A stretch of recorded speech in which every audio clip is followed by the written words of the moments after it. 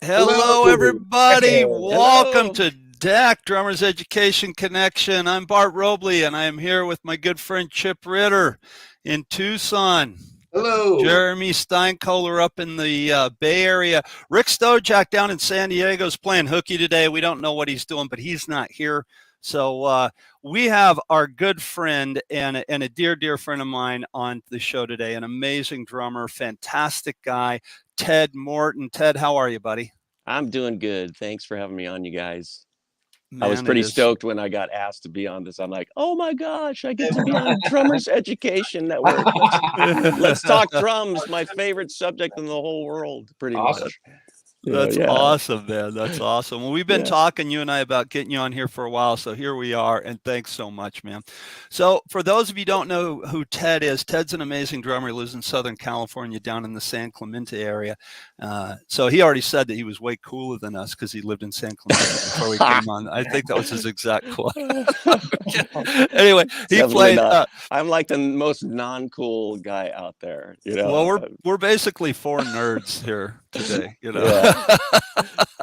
Anyway, Yeah. Ted has played for some incredible bands. He played with a prog rock band, Pet Shark, and man, that Pet Shark record that you gave me, there's more chops than a butcher shop on that record. That thing is phenomenal. More chops than a butcher shop. You like that? Yeah, buddy. That's a Remember new that one one? for me. You didn't see that one coming, did you, Chip? I didn't. And then he plays with a band called Kings and Aces. He plays with a band called the Kings of Queen. Kings of Queen is an amazing Queen tribute band. And Ted is just an amazing guy, just a great guy, sweetheart of a guy. He's been on my podcast years ago that I used to do, the Bart Factor. So I already know a lot of the answers to the questions, but this is for those of you who don't know Ted. So, Well, this is Ted, a interview thanks again. 2.0, I guess. 2.0, exactly. So Yes. let's do this. How did it all start? How did you become a drummer? I know you're from a musical family. How did it all start? Yes, from a very musical family. I started out at the age of 5 playing piano, and then, I did that for a few years. I had to, it was one of those deals where my mom had this old German guy named Mr. King come into the house, and we had this old, Mason and Hamlin upright piano, and that's where I had my piano lessons. That's where I first learned how to read music and all of that stuff. And he's the guy that would kind of slap your hand lightly if you weren't sticking to the metronome or playing it correctly, that kind of thing. So he was a bit of a strict guy. I was afraid of the guy, actually, because I was such a young, impressionable little dude on the piano. But he was nice enough to keep it going and all that kind of stuff. So did that for a couple of years, and then moved on to I really wanted to be a drummer, right? So like this whole time, my mom had me in other music lessons playing other instruments. I really wanted to be a drummer. So let's get that straight from the get-go here. And and the reason I wanted to be a drummer was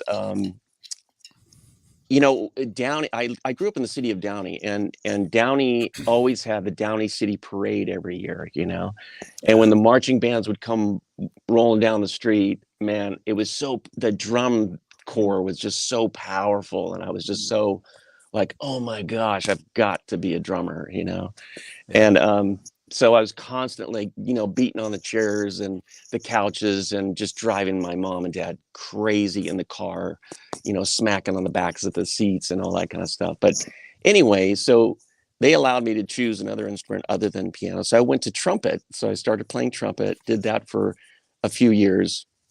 And then when I was about 10 years old, I noticed that, my sister Robin, one of my older sisters, I come from a family of 9 kids. Whoa.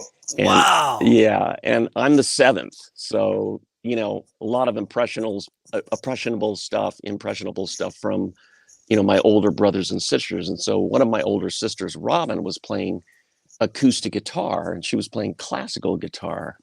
And so I really wanted to play acoustic guitar too, because she was playing, and she said, "Oh, I'll teach you my lesson. When I take a lesson, I'll teach it to you." So I saved up a bunch of those old blue chip stamps, and that you get in the grocery store, and Yeah. Wow. went to the blue chip stamps store in town, and they had this crummy old, not old, but a crummy new acoustic guitar sitting up on the rack. I was like, I'm gonna get that guitar with these stamps. So sure enough, I saved enough of those stamps for my mom, and she drove me down, and we went and picked up the guitar, and then I was off to the races on guitar, and I practiced like a madman. I was just really into it, and in fact, that's the very first chance or opportunity I had to actually play in front of a larger audience. So by the time I was maybe a year or two into it, my parents had figured out real quick that I was starting to get fairly decent at it, and I was kind of taken to it well. And so they actually broke down, and for Christmas, there was a brand new Yamaha nylon string, a classical acoustic guitar sitting under the tree for me. And I was just so stoked about that. And of course, I never put it down. I was always playing it. And so my very first introduction to a big audience was at Downey Theater. So Wow. yeah, we got a chance to do a duet. I got a chance to do a duet with my sister Robin at the Downey Theater, and which was very cool, and okay, I'm going to reveal something that is a little embarrassing, but not, in a way. And that is that, when I was about, I don't know, 8 or 9 years old, my parents had put me in tap dancing lessons. And so I learned a lot of rhythmic stuff, with my not feet. embarrassing. That's cool. Yeah. Some of the greatest drummers are tap dancers, That's man. right. I mean, Max Roach. Yeah. Max Roach, Buddy Rich was it? Louis Belson was a tap dancer. All those guys. You're in great company, man. That's good to know, man. Because when I was younger, I was always really embarrassed to talk about tap dancing, and but I did that for, I don't know, maybe a year and a half, something like that, and then did a couple of recitals at the old folks' homes and stuff like that, and I had fun with it, and then I was just done. I was just like, I'm done being embarrassed about this, but when I look back, I think that really gave me a pretty good basic rhythmic knowledge, actually tap dancing to music, making a rhythm with your feet, and stuff like that. So, and then when I was 13 years old, on my 13th birthday, because I had just pestered my parents to no end about drums, they finally broke down and bought me a red Slingerland drum set for my birthday with a couple of, Piesti 2002 cymbals and some, sound edge hi-hats. And I was just so in love with that instrument. And I just never put down the sticks, even though I only had 2 lessons to start. It really helped me just to lay that super basic foundation for learning songs. And you remember in the old days, before digital everything, before we were anointed with this technology. Right? There it was. Yes. There it is. Yes. He got it in. It took a couple of minutes for Chip to lay it down. Sorry, go ahead. Yeah. I think he was still a little bit intimidated by my more chops than a butcher shop comment. I think that threw him under the bus. Sorry. Sorry, Chip. Chip was talking about his piano teacher that wrapped him on the knuckles. When he made Bart, you have a supply of Band-Aids in your studio, don't you, for just that kind of I do. It's about, actually, they're for me, because people, hey, man, you're speeding up.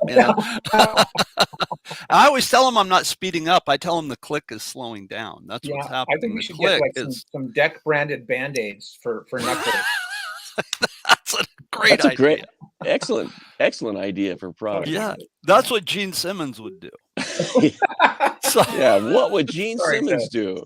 Sorry, we just told Ted's telling his story. I know. We just dropped a bomb on him. Sorry. No. So learning songs. So I was learning songs, obviously dropping the needle, slowing down the records with my fingers to try to figure out the drum parts to, whatever music it was. And, came up listening to the Beatles. I mean, I Yeah. love, I know that a lot of guys are fond of giving Ringo crap, but man, I think he's one of the greatest drummers to have ever lived, honestly. Absolutely. Yeah. Absolutely. And we had, I think when I heard Kenny Arnoff talk about that the other day in an interview, and he was talking about Ringo and Charlie Watts. And like, if you don't get that, then you just don't get it. Ringo and Charlie Watts are two of the most musical drummers ever. I mean, Yep. ever, and when people, talk about Ringo like that, Oh, it makes me want to punch him in the throat, honestly. Forgive me for saying that, but it does. It's like, come on, man, really? Let's see you write, drum parts to over whatever 200 and some odd songs or 300 songs, and dozens right, of hits. Yeah, most of them hits, right. And let's see how you do that. I always look at that as an opportunity for education. Yep. Like when someone comes to me with, "Oh, Ringo couldn't play or he didn't have any chops," like that's just an opportunity for me to unload all my opinions about how great Ringo is and what a supremely musical player he was, and the one that I always. Sorry, Jeremy. Go ahead. Sorry. I was pretty much finished, anyways. Well, no, I mean, I get that some of the Beatles stuff isn't the hardest stuff in the world to play, but come on, doom da da doom blah blah boom da da do snare tom, dude, Ticket to Ride. Come on, what is that? Is such. I wish I would think of cool parts like that. How do you think of that? And since when does difficult to play equate to good? Thank you. Right? Thank you. That's not the game. So Ted, I have a question, man. When you talk about learning songs in that early part of your journey on the drums, yep. Are there any? Can you give us specific songs that kind of really like lit your fire? Yes, I mean the very first song I ever played with another musician who was a guitar player down the street, a friend of mine, and so he brought his guitar and amp over, and we jammed out to "Brown Sugar" by there you go. the Rolling Stones. So, it just, and that first time I sat at the kit and actually played with another person, I was done. I was like, this is what I want to do. I want to be a musician, And I mean, that really started with my sister in playing, duets with her on guitar. But I mean, it really solidified when I became a drummer. And yeah. And then after that, it was like instantly, I really was just seeking out other people to play music with in school. Like I started high school shortly after I started playing, and I immediately started meeting other drummers and other guitar players and bass players and singers, and I started playing all the backyard parties, all the like you guys probably did. I was doing every Saturday night, I was playing some kind of a backyard party, and because I had a large family, they would even show up at some of those parties too, and it was just a really great time to cultivate musicianship, because there was so much great music in the 60s and the 70s as I was coming up. I mean, I graduated in 1979, so that shows you how old I am. But during that time, and even into the 80s and 90s, and even now, I mean, there's so much amazing music and so many great players that you can glean things from it, which is exactly what I was doing. So I was listening to stuff like, when I was first coming up, I mean, I was the very first concert I went to was an Elton John concert. And everything, it's funny because everything that sort of happened in my life just happened. It was like, it wasn't like I was seeking this stuff out. It's just like it found me. And that's kind of how I see this whole journey, is that it just kind of found me somehow, and I just gravitated to it. And like the Elton John thing, a buddy of mine was this guy named Bobby Richardson was the one who would turn me on to Elton John when I was young. And so I had all that. So, Madman Across the Water, and then Goodbye Yellow Brick Road came out, and all of that stuff. And then his dad got us tickets to go see Elton John at Dodger Stadium, So here I am, this 13-year-old kid with my buddy who was 12 because he was a year younger than me. There we are sleeping on a curb outside of Dodger Stadium by ourselves, no parental supervision. We're just out there with all the adults in our sleeping bags on the curb the night before the show, spending the night at Dodger Stadium. He literally pulled up his car at Dodger Stadium. He let us out. It was like, that's go awesome. Have fun, guys. Here's your tickets, and here's a couple bucks for some snacks, and go have a good time. I'll see you tomorrow sometime. That's cool, man. So that was Nigel Olsson. Great introduction to rock and roll drumming. Totally. I mean, Nigel's. My gosh. Talk about feel and space. Mm-hmm. Nobody plays drum fills better in rock and roll than Nigel Olsson. You wonder about these guys, or you don't, who have these long-term relationships with these famous artists, Yeah. Or like Max Weinberg with Bruce Springsteen, and like these guys, they do their job so well, and they're so easy to work with, and they're so professional that they have these long-lasting relationships with the biggest names in the business because they do the job. Yeah, exactly. They absolutely do. They may not be the guys who are just shredding on the drums all the time, but they know how to hold down the beat. They know how to play for the music, for the song. Well, and 100%. And that's why they work. That's why that's one of the things. Bart sent along this cartoon one time. It was one of those in the newspaper cartoons, and there was a drummer who was just going crazy. And the guy standing next to him said, "Oh, sounds great." And then there was a drummer who was just going boom tap, and the guy said, "You're hired." Yeah, exactly.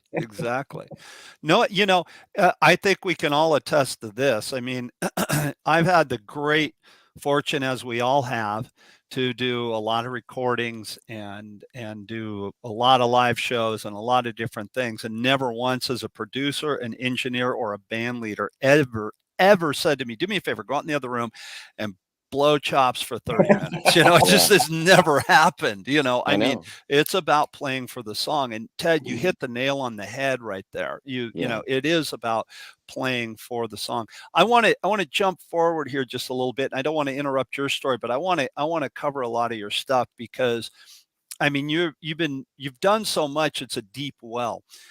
You did talk about chops, and we're talking about Ringo and stuff like that. But everybody, you got to understand, Ted has chops, but the most important thing, he knows when to use them. Talk to us about Pet Shark. I was joking, said there's more chops than a butcher shop on that record. There really are. How did you and I know you were a very much a contributing songwriter in there, and I know because you're piano playing, trumpet playing, guitar playing, that you really were hands-on with that. Very much so. Yeah. How did that come to be, and how did you make the decision, okay, I want to do a record where it's musicianship and we do blow chops, but it's still musical? How did that happen? Well, I had called a friend of mine, Keith Moreland, who, we've been friends now for about 30 years. And we were in a band called Stratia together, which was a Christian progressive rock band. So it was a faith-based progressive rock band during the 90s. What was it called? Sorry. It was called Stratia. Stratia. Okay. Yeah. We never actually released a record, but we did a lot of recording. We have about an album's worth of material that's on record, but it never got released, and we never got hooked up with a label or anything like that. Everything we did was DIY, basically. So he and I had that relationship from way back when, and when that band dissolved around the year 2000-ish, we kind of we all went our separate ways. And I started working with, I had been even up to that point working with a lot of Christian artists and things like that, because I really came up through the gospel world. So I've worked with, guys that you may or may not have heard of. I worked with Grammy Award winner Steve Camp for a while. I worked with Brian Duncan for a while, for a little bit, and then I wouldn't say a while, but a little bit, and then I did about, I don't know, 5 or 6 shows with Crystal Lewis and Dennis Agagini and Daryl Mansfield, guys like that, guys that were really popular in the gospel realm. Daryl Mansfield is awesome. Yeah. Yeah. He was a lot of fun to play with, for sure. Very blues oriented. Yeah. He's just was an amazing harmonica player. And he started out as a guitar player, but morphed into just singing and playing harmonica. It's funny you say the blues oriented gospel musician. I had a history of jazz professor in college who said the only difference between gospel and blues is the word Jesus and baby.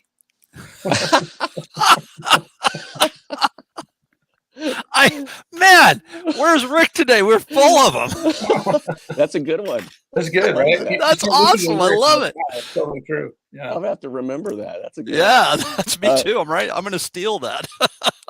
That's awesome. So, and again, a lot of these gospel things happen just, it just happened. It just like fell in my lap, and it was supposed to happen. It was supposed to happen. Yeah. It was like, when I say it fell in my lap, I mean, people they just called me, and it was like, I just felt really fortunate to be working so much, even though I was not technically using drumming as my profession. I would say I was more a semi-professional player during those years, because I was working full time as a professional firefighter. You say it just happened and people called you, but I would bet that there's some things that were in place that caused those things to fall onto your lap, that caused those calls to come your way, right? You were an accomplished player. You had started when you were young. You had practiced your butt off all those years, right? So you had the goods to deliver, so that people knew when they called you, you were going to be able to give them what they needed musically, right?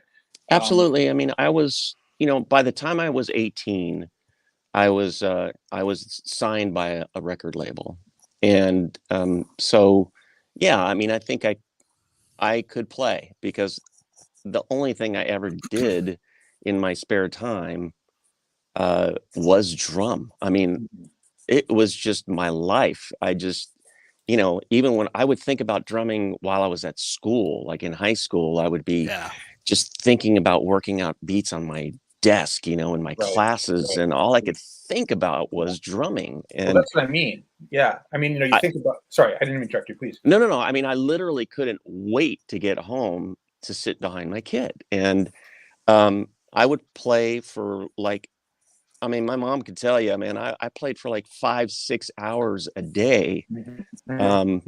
And I may not have been doing all the right stuff at the time, because I was, at the time, I would consider myself to be a self-taught player, and just gleaning things from all of these albums I was digesting, like Weather Report and Mahavishnu Orchestra and Jean-Luc Ponty's, Cosmic Messenger, and, all UK and Yes and Kansas and Genesis. And I mean, I was really drawn to the whole progressive rock world and the fusion world, the jazz fusion world, because it was interesting to me. And it was, although I was listening to, Kiss every day, because my brother was blasting it from his bedroom next door to mine, so I was getting a good staple of straight ahead rock stuff. I really was drawn to the progressive rock stuff, There you go. You can Bart's language now. Yeah. Yes. Now you're talking. Yes. But I mean, I was learning, all of the Kramer parts, and, Aerosmith, and I was learning all of the drum parts to Supertramp's Crime of the Century at the time, and Breakfast in America. And great record. That was a great record, man. Yeah, and this is the point I was trying to make, though, which is that, it didn't just happen. Like, look at all the work and preparation you'd put in to be in a position, you didn't just get lucky. You made your own luck, really. Yeah. Yeah. I mean, certainly. But I think that, you know, it was like I felt like God just put me at the right place at the right time, you know, all the time. It was like it was just it's really weird, you know, when you think back at your own lives and you go, gosh, how did I get here? You know, like when I was sitting at the Baked Potato a few years ago, having, you know, played there for the first time back in, I don't know, it was like, I don't know, 2015 or 16. And I'm sitting there behind my kit and I'm at the Baked Potato, you know, I'm Yeah, thinking, man. you know, they Yep. don't let just anybody play there. And there I am sitting behind my drum set, and I literally thought to myself, I looked out and I thought, you know, there was nobody there at the time yet. And I'm looking out thinking, how did I get here? You know? And then I think, okay, it was a lot of hard work. Yeah, you A earned it. lot of really hard work. And You have to, there comes a point, I think, with everybody where you have to give yourself that. You know what I mean? Because I think too often we don't. And we actually had a show about this. You know, we had a show about, like, you know, not believing yourself and not you know, imposter syndrome and not really thinking that you're deserving of it, but you are. I mean, you are deserving of it. You're there. You did do the work. And I want to touch on one other thing. You said you were self-taught, but I think everybody, to whether you take drum lessons or not, we're all self-taught to an extent, because it takes that, you know, the discovery. discipline. Yeah, It's the discipline. self-discovery too, you Yeah. know, even though you might get Yeah. taught rudiments or drum beats or songs from somebody else, you still have to put it into play. You still have to do the work and learn it yourself and discover what your style is. Like, who is Jeremy? Who's Bart? Who's Chip? You know? Yep. And that happens over time. It doesn't happen overnight. Right. Where did you find yourself when you did that? What key point did you go, this is me. This is what I do. This is what I do. Where did you find that? Do you remember that moment? I don't remember it being like some watershed moment where I said, "Oh, you know, this is me. This is just me." But yeah, I mean, to some extent, because I would listen to recordings that I had done, and I would say, "Oh my gosh, that sounds like, I threw in a Bonham beat there," or "Oh, I threw in a Neil Peart roll here." You know, I was playing some Hertas here. I was doing, "Oh, this is a Lenny White thing," or "This is a." You know, this is a whoever thing. It was like, you know, you sort of become an amalgamation, or if that's the right word to use, of all of these drummers who came before you. And like, you know, they say that there's nothing new under the sun in drumming or any other instrument, really. It really is just your application of those things, right? And those influences that you pick up along the way. And which that's by how definition makes it new. Which is new music. Exactly. Like, I listen to some of the drummers today and I just go, wow, you know, these guys are amazing, you know? Well, you and I talked about that yesterday when we were talking about double bass drumming and the speed metal drummers. I mean, there's some guys now you watch and you're just like, "Whoa." I know. You know, what is that? You know? Yeah. And drumming has come so far and has morphed so much since I was a kid. And now there's so many different tools available to these guys. And I think it's fantastic, honestly, you know, that they're taking it. Speaking of some of the drummers today, let me break in real quick and say, hi, Jacob Sosa. Thanks for watching. Peter Retzlaff, what's happening? Jim Royal in the house. Jacob. David Betts, thank you so much for watching the Drummers Education Connection, you guys. Thank you. Sorry for interrupting, Ted. No, not at all. Not at all. That's the home crew right there.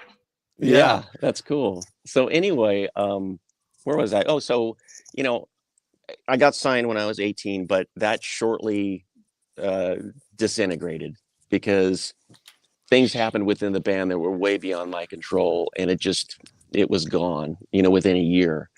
And then I'm left thinking, what am I going to do now? You know? And then a buddy of mine who I grew up, you know, who I came up in high school with, the quarterback of the football team at Downey High School, at the time I started working at a place called Rock and Waterscape Systems, which was a construction job, making, $5.25 an hour, busting my back, making rocks, and building better environments for the zoo animals, and at the LA Zoo. And so, Wow. yeah, so, and then I was literally sleeping on his hardwood floor in his bedroom at night, and we would get up at 5:30, 6 a.m. to go to work every morning, grab a cup of coffee at Jack in the Box, and head up to the LA Zoo to work. And so I found myself, like I said, without a drumming gig, and now I'm thinking, oh my gosh, I'm an adult now. I need to get responsible, and I need to get a job or jobs, and pay my own way. And I'd worked odd jobs and things like that all the way up until that point. But and then one day he came to me and he goes, "Hey, get in my car. We're going to go up to Rio Hondo College, and we're going to enroll in classes." And I was like, like I said, things just kind of happened to me in this respect. So, he influenced me to go back to school. And so I was like, "Well, what are we going to take?" He's like, "We're going to take fire science." And I was like, "What's fire science?" So, so we drove up to Rio Hondo, enrolled for some fire science classes.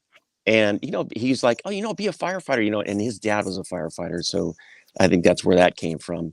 But anyway, on our way down the hill from Rio Hondo College, registering for classes, we got into a head-on collision accident. Oh, And there no. we are, splayed out on the street, after we had just enrolled in these fire science classes at Rio Hondo College. So I'll never forget that particular time of my life, because that was interesting. Nobody got really severely hurt or anything, like a few bumps and bruises, and his car was destroyed. He had a little VW Carmen Ghia. Wow. But yeah, so little things like that have just happened to me along the way. And then I became an ambulance driver. I drove an ambulance for 3.5 years, 4 years. And then, and during that time I was going to Santa Ana College, taking fire science, and all the while, obviously practicing drums in between. But I really, during that time of trying to figure myself out as far as a career goes, I actually put the drumsticks down for a while, you know? Really? Yeah, I did. And I was like, I just need to focus on making sure that I can put food on a table, and pay rent somehow and make a living, you know? Yeah. And, Yeah.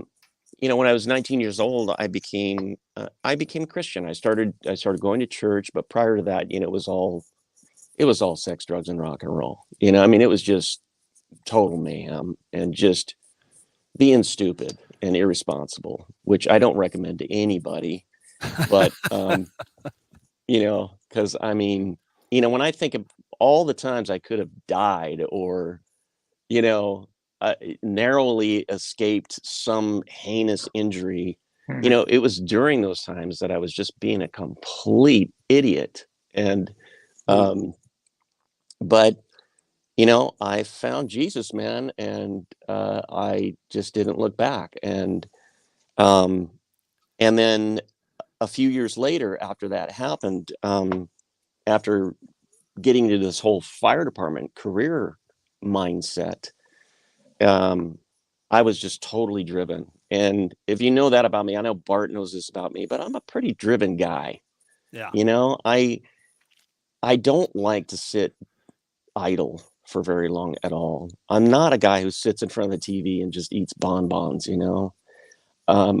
I like You to be make busy. drums too. Yes, Yeah. I got into drum making in the early 90s. Yes. And the thing that I we said this before we got on. We'll talk about your drum making in a minute, but one of the things that I've always been so impressed with you is your attention to detail. You're very much like, very, very detail oriented. And to me, that comes across definitely musically. And I keep going back to Pet Shark, but in the Pet Shark record, and right now, you're playing with a band called Kings of Queen, and they're a Queen tribute. And you also did some Who stuff with another band. What is it?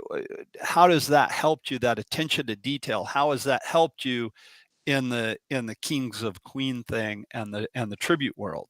How has that worked out for you? Well, one of the things that was driven into me from very early age, I mean, probably from my dad, was attention to detail. And then when I started getting into the whole fire department world, firefighters are incredibly detail-oriented people, and you have to be, because it's life or death. Right. And so it's and that's one thing that we taught rookies when I was an fire academy instructor, when I was a captain on the fire department. So I know we're fast forwarding now several years, but that was one of the things we really drilled into them, was attention to detail. And so that has always been a part of my life, being super detail oriented. I can remember even when I was a kid, I think it was kind of this natural thing that was just in me, being detail oriented, kind of, I don't want to say OCD about things, but, I didn't take it to that extreme. But like, even when my mom would ask me to do the dishes, or, when I was a little kid, I would stand up on a chair over the sink and rinse the dishes and stack them on the counter before I even stuck them into the dishwasher, kind of a thing. It was like, that's awesome. Can you come over and help my kid with that? Yeah. So there was always these processes, that I sort of had to go through. I don't know, it was weird, but when I got on the fire department, it just got magnified that much more. And fire department stuff is all about processes, and you go from step 1 to step 2 to 3, 4, 5 kind of a thing to get things done. But you also have to be resourceful and work on the fly and be able to do things on the fly. Improvise, exactly. And it's the same thing in drumming. Sometimes you've got to improvise, but sometimes you have to hit step 1, 2, 3, and 4. So I would say that, getting back to your question, Bart, about being detail oriented, that's probably where it started for me. I would say it was just early on, very much so. Right. But and then carry that into progressive rock music. Progressive rock music is not easy music to play. And so anyway, I told you that I was in a band, Stratia, with my friend Keith Moreland. And correct. So from the time about 2000 until about 2009, we would talk all the time, and I dragged him into several recording projects that I was involved in, that I needed a guitar player. And, I ended up producing several albums during that time for people. And I played on, a jazz rock record, and, recorded hundreds of demos and stuff like that, because I started doing my own home studio thing back right around the year, I'm going to say right around 2001-ish, something like that. So I've been doing self-recording for a long, long time, as well as going into studios and doing studio work. But I recognized that I needed something at home, because I had a couple of kids and a wife, and working a couple of jobs, one as a firefighter, and then I actually became a stockbroker for a few years. Wow. And it was crazy. Yeah. So during that time, I was just working so hard, and just to put food on the table and provide for the family, and as well as being passionate about the drums and music. So I had to figure out streamlined ways of fulfilling my desire to be a musician, as far as time goes, time management. So I went through time management courses and stuff like that. So I went through that whole 8-hour Franklin Covey time management course. And, so I have a list even to this day. I've got You can, take you into my control room right now and show you my list of things to do. And then I label those with, A, B, and C priority. And then from A, B, and C, I go 1, 2, 3. So if 3 things are on the A category, I list them 1, 2, 3, 4, 5, numerically. And then if they're done, they get a check mark. And if it gets carried to the next day, it gets an arrow pointing to the next page. Mm-hmm. And then I list it on the next day. And so that's how organized I am. And that's a good way to keep your brain free to improvise, is to make sure that you've written it down. Yes, absolutely. Writing things down is powerful. It is, and when I was 25 years old, I went back to start to take lessons, and I took lessons from a guy named Mark Morales, a guy who was working at Whitaker Music in Long Beach. I know Mark. And Mark's a good guy.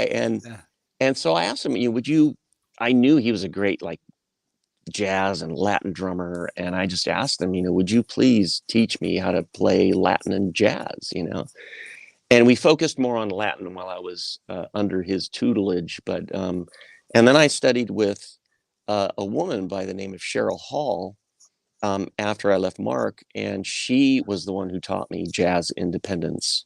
And I still practice those exercises today, and that was many, many, many years ago. And then I've taken, I took Todd Zuckerman master class. I took lessons with Thomas Lang. And Thomas, speaking of being organized, Bart, Thomas, I emailed him a couple of videos that I had done of me playing. Right. And he wrote me just the nicest letter, and said, I love your playing. You're actually you're not just a beginner. You're like a really good drummer, and which I was humbled to hear. But he said to me, he goes, "Your drumming is very organized." Yeah. And he said at the time, this was about, I'm going to say maybe, I don't know, 10 years ago or so. He says, "I want to see you play with reckless abandon once in a while. Yep. And just go crazy." And he goes, "I want to be surprised." And I thought, wow, that's a really interesting comment. He goes, and he said to me, "I bet your garage is really clean and organized." Very was he right? Oh my gosh. He had me nailed. He had me nailed, man. He knew exactly what my garage looked like, because he's right. My garage was spotless, Well, it's fascinating to me that he would make that observation from your playing, right? I know. And what a great thing to challenge you in the way that you're, he heard your strengths and he was challenging you in your weakness, or like where you needed to be challenged, let's say, Yeah, I mean, I'm exposing my own warts to you guys right now and to the world, but no, that's I don't great. mind. I don't mind. That's what it's about. These aren't warts. I mean, we've interviewed enough drummers and we've taught enough people to know you play who you are. You know what I mean? Yeah. Your personality comes out in your playing, and you meet guys who are like, they're super loose and they're late to show up to everything. Well, you kind of get a sense of how they're going to play, right? And it's not bad. It's not, and there's no, I don't think there's any, point in value judgments about this. It's all just who we are. I'm the guy that shows up early. I'm always there half an hour early, and that's why you get the call, man, because you're organized, because you got it together, because you're good, and that's really, really important, because you can have, sometimes some drummers have those other skills where they play with this fierce passion and fire, but they can't keep it together. They can't show up. They don't have their gear together. They don't have the charts. I forgot my music stand or whatever. Like those guys can be hard to work with. So I see all those things you're talking about as strengths, not as weaknesses. And I think the ability to hear that, and then your ability to okay, I am going to try to play with reckless abandonment's a big deal. I saw an interview or it was actually there was a camera, like a fly on the wall thing in a Bruce Springsteen recording session, and Max Weinberg was in listening to playback on a take. Mhm. And Bruce goes, man, that's too perfect. You're playing. He played a drum fill, and it was, man, it was just dead on. It was just, I mean, whatever it was, he nailed it. And he goes, I don't like it. Go in there and play. Just play like yourself. Just let it go. Well, immediately, okay. So he walks in the room and played this part that was as equally as perfect, but it sounded like he tripped over a chord and fell into the drums, and it was perfect. And the ability to be able to think that both ways, that's again, that's pretty deep, because if you're being asked to not play like you got a perfectly clean garage, that's like, well, how do you think that way? How do you not think like yourself? It comes down to not overthinking the parts, right? And that's what he impressed upon me the times that we spoke. He basically just said, just let it flow out of you, just play, and don't think about it too much, because I was always so, we talked a little bit earlier about, being, imposter syndrome and all this kind of stuff, that we've labeled basic insecurities, right? It's called basic insecurity when you're, when you're thinking that you're an imposter on the drum set or any instrument. And I suffered from that big time. I was like, insecure about my own playing. And I think that's why I practiced so stinking hard. I still practice several hours a day, even today. I mean, I was practicing before we got online here today. So, I mean, it's like, it's a never ending practice thing for me. But you know what? I love to practice. I absolutely love it. And it's just that whole discovery thing where I'm learning something new. I'm discovering something maybe I didn't know yesterday, or I'm getting better at something, That's great. And it's just a lifelong quest. You just took the words out of my mouth. I think that for most people, I think it is a lifelong quest, and finding that the ability to stay fresh and new that's challenging. That's challenging. And I will say this, that because I do a lot of recording for people, it does have to stay fresh, and like, you don't want to pull out the same Ted, Jeremy, Bart, or Chip fills for every recording session. Right. You know what I mean? You want to mix. You want to be able to mix it up a little bit, and which is what I'm seeking to do. When I sit down at the drum kit, I'm thinking, okay, how can I do this fill differently, or how can I, play this beat a little bit differently? How can I, play triplets instead of playing it straight, or how can I, whatever it may be. And yesterday you gave me some inspiration and food for thought, because we were talking about the record that I'm doing right now. We're talking about a song in 6/8. And you said, oh man, 6/8, you can move around so much, and you can put the backbeat on 5. And it was like this giant light bulb went, hey, that's and little things like that are so important. Drumming is deep, right? I mean, I remember hearing a thing from, I think it was Gavin Harrison, who said, it's everybody's job. Timing is everybody's job, right? Everybody needs to pay attention to time, but it's my job as a drummer to make the time interesting. And that's always kind of stuck with me, since I heard it. I was like, that's a very good point. It's our job to make the time interesting when it's called for, right? Sometimes, we're called upon to play it straight.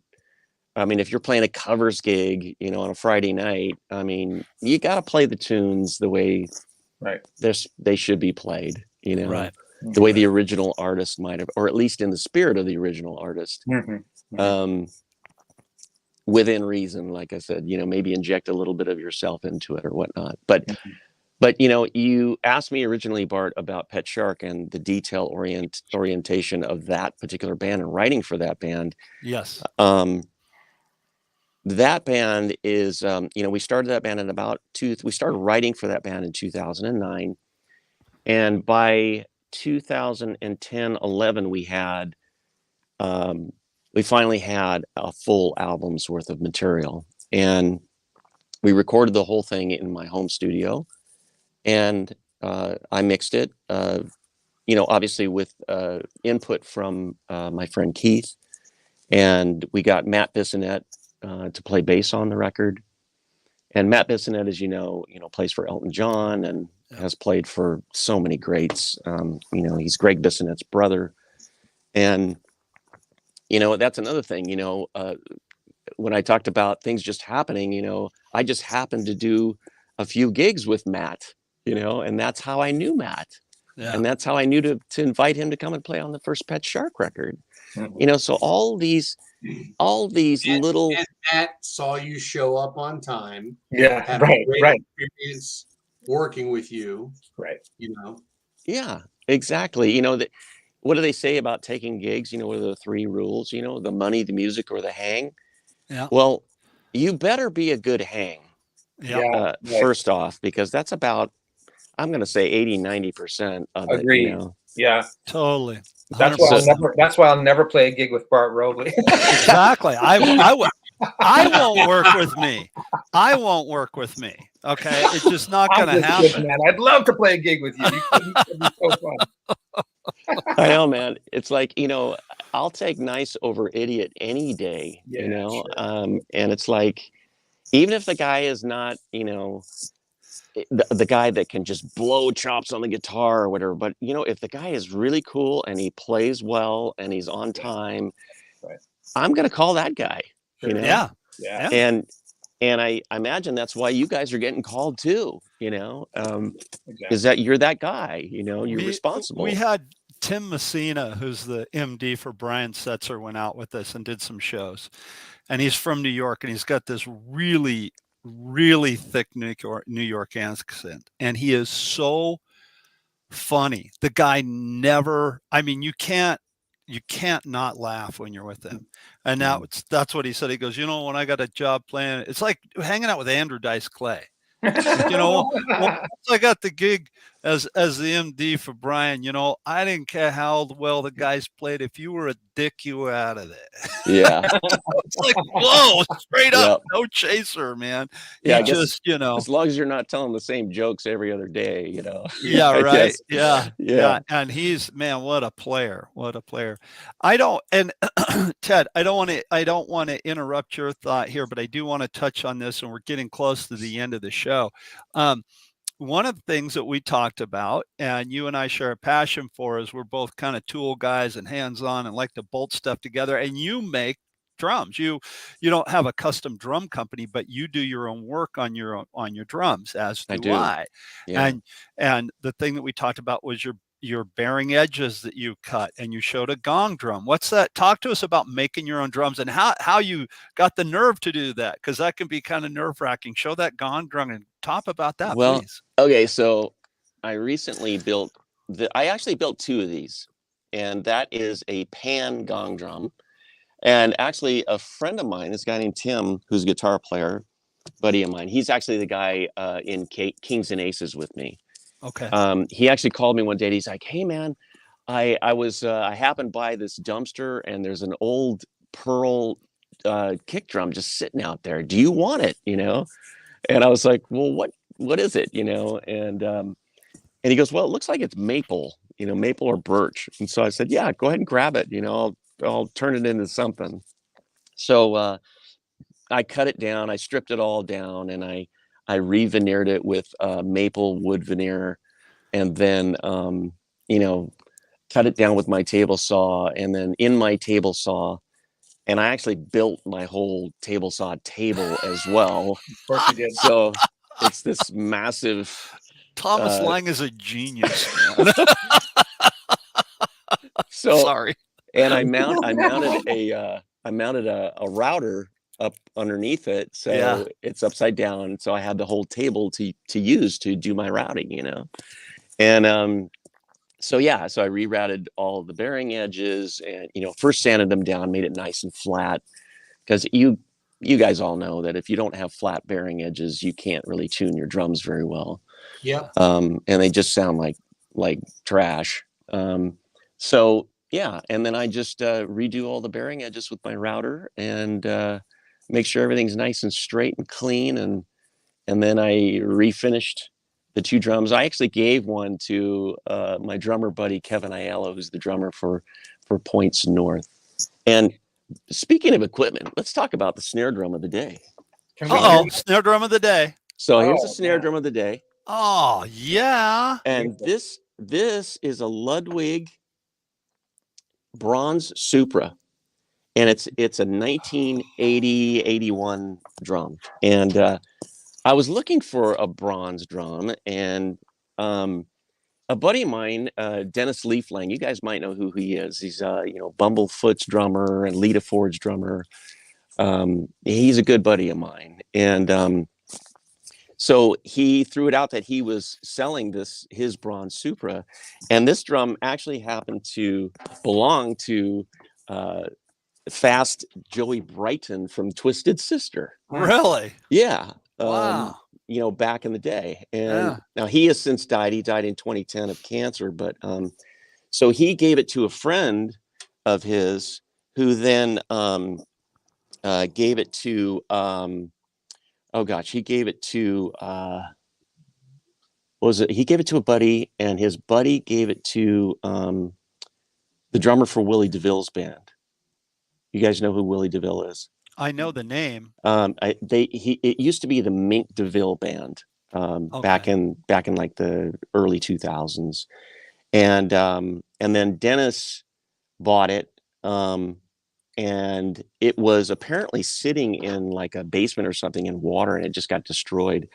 And so he sent it over to Australia to a place called Kentville Drums, and he totally refurbished the shell of this drum, and now it just looks pristine, like brand new. I bet it sounds fantastic. It does. It sounds beautiful. So Google says Willie DeVille's drummer was Sean Murray. Yeah, Sean Murray. Yeah. That's who it was. Okay.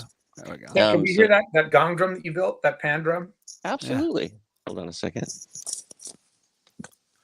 Now, after you cut the bearing edges, do you pick up the sawdust with tweezers so that yes. Oh yeah. Beautiful. So, yeah. Beautiful. Nice. Yeah, she's a beauty. I've actually done some recording with that drum too. Do you build your own kit, or do you buy, already, Well, okay, I'll show you. This is my studio kit, right? And this is a Pearl Reference drum set. Mm-hmm. And they're really thick shells. This is like this is not the Reference Pure kit. This is the actual Reference kit. Oh, okay. Hey Ted. Yes. We love your drum heads. Oh, yeah. We're all Aquarian guys. Yes, you got to have some Aquarians on your kit.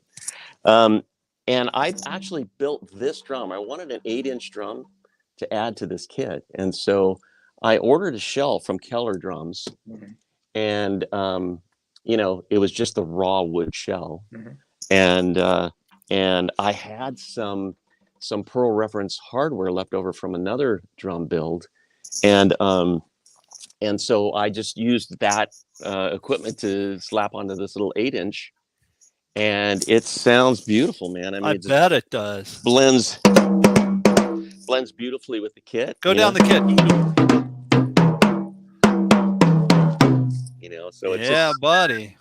It's just a fabulous drum.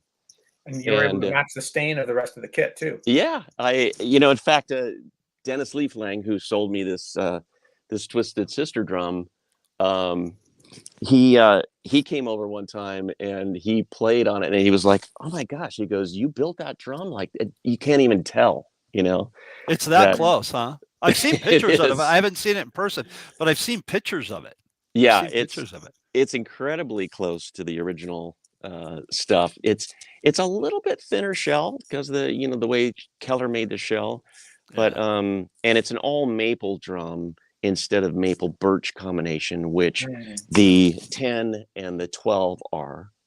and then the 14 and the 16 are a maple mahogany combination, and the kick drum on this kit is maple mahogany as well. Do they still make those? I remember when they were doing that, like as the drums got bigger, they went to different woods for specific sounds or tunability or whatever. They're using gum wood now, like gum mixed with maple, and now actually I think they're calling them their Masterworks series now. Whereas before they were called, I think, the top of the line kit was the reference when I bought this kit. And interestingly enough, I went into a Guitar Center in Fountain Valley, and this kit was sitting up, and it was 4 pieces, and it was sitting way up high on the shelf, and nobody was playing it or buying it. And every time I went into that Guitar Center for like a year and a half, it was just sitting there. And I was like, how come nobody's bought this beautiful kit? And so I ended to. Yeah, because it was supposed to be mine. Exactly. It was, yeah.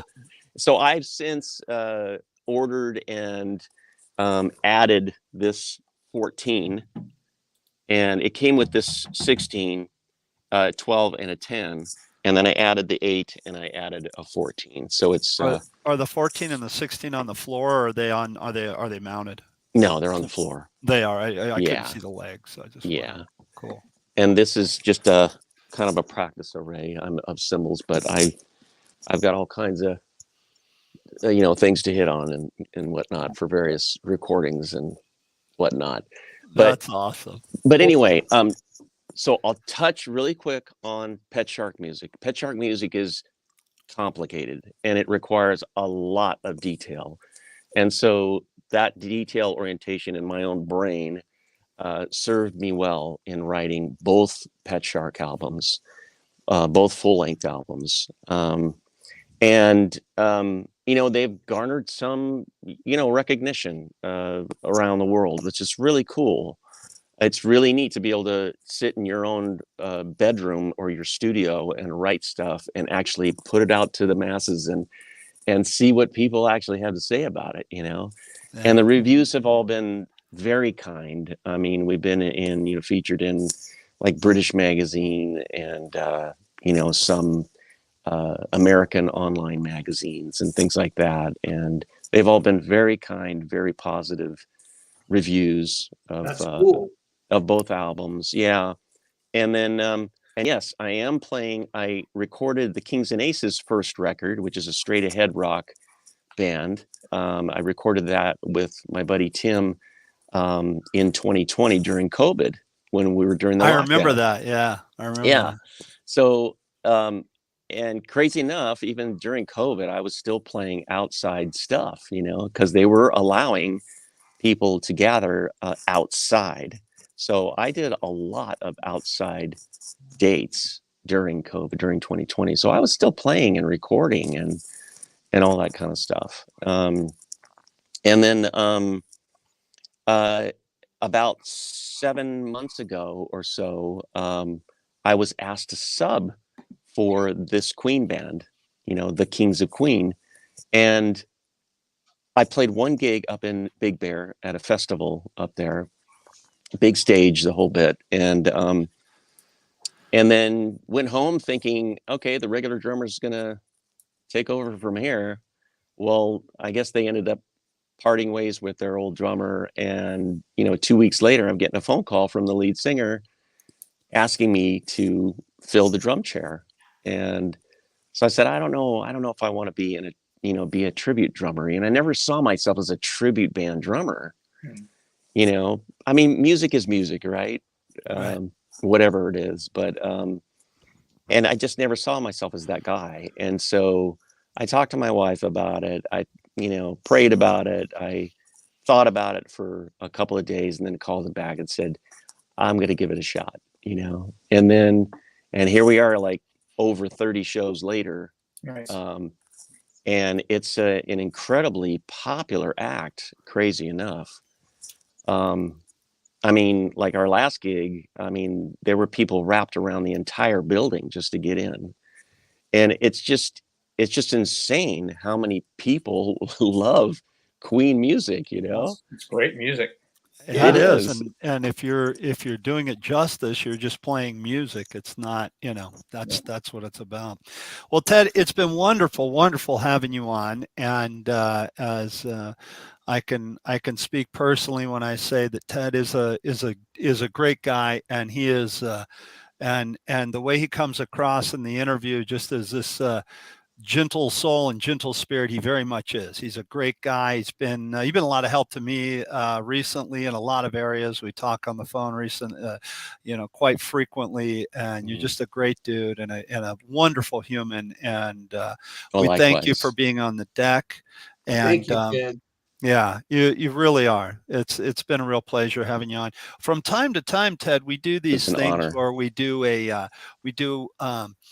round table, and we call it all hands on deck, and we have all kinds of people come on that have been on the show before, and we would love to have you on one of those.